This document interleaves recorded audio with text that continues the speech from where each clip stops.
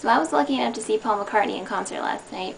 He made me ashamed of my energy level. He's 3 times my age and ran around with the kind of animation I only have when a spider jumps on my leg. It's ridiculous.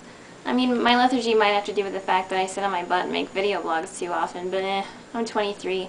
I'm too old and set in my ways to make any major life changes at this point. It would be too much. Anyway, it was at least 90 degrees outside before the show, and the show didn't actually start until an hour after it was meant to. As I sat around sweating all over the Beatles' faces on the shirt I was wearing, I surveyed the crowd. In our section, my sister, myself, and 2 teenagers behind me were the only people I saw under the age of 50. I did see younger people elsewhere, but apparently we were the designated retired Beatles groupie section. I mean, if I had been around in the 60s, I totally would have been a George groupie, so I can't say anything.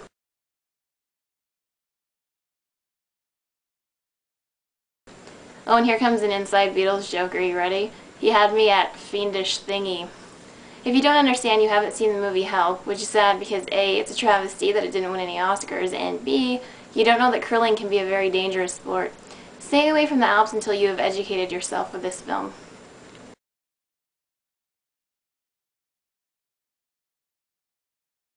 I also like seeing all the 50-something fake, baked, leathery women who are dressed like 18-year-olds trying to look grown up enough to convince bartenders that their fake ID is real.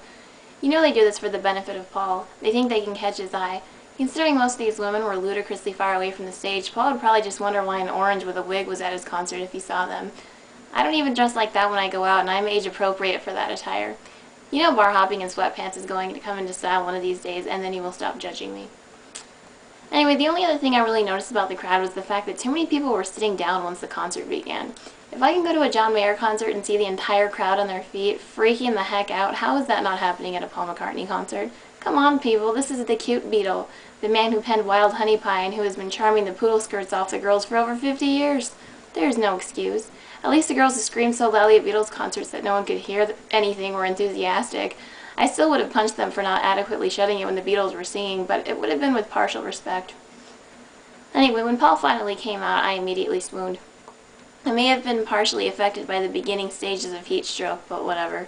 That is one sexy geriatric.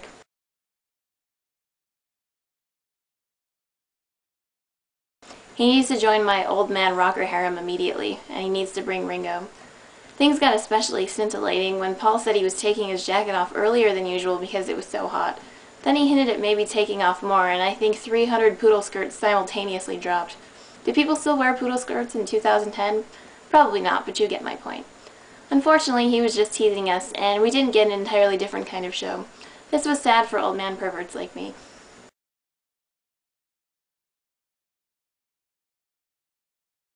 I am willing to forgive him, though, because it was the best 2.5 hours I have ever spent. The band is ridiculous. Paul himself is an all-around entertainer, not only in terms of being one of the greatest musicians ever, but he was hilarious, too. And you know what that means. Even more poodle skirts dropped. The song selection was great. The Wings fans got plenty to enjoy. Probably a little over half his set was Beatles songs, and he had a good mix of upbeat and more subdued songs. I was sad that he didn't play Michelle, as I am a member of the Society of Girls named after Beatles songs.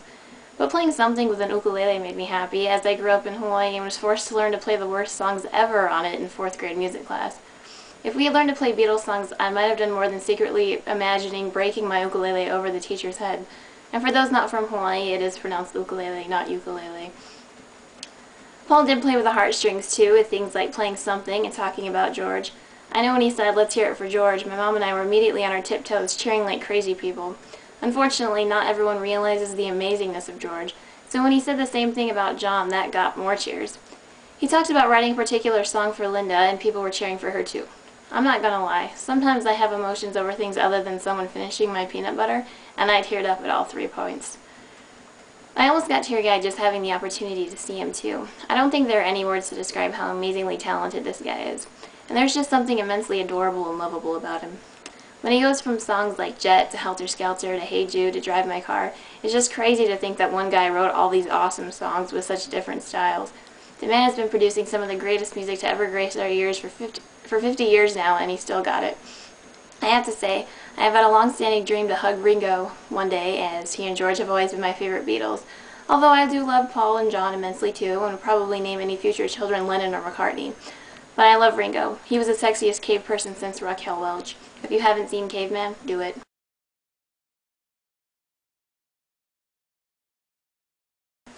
But now I think I really want to give Paul a hug one day too. Or maybe he can just marry me. You know, whatever.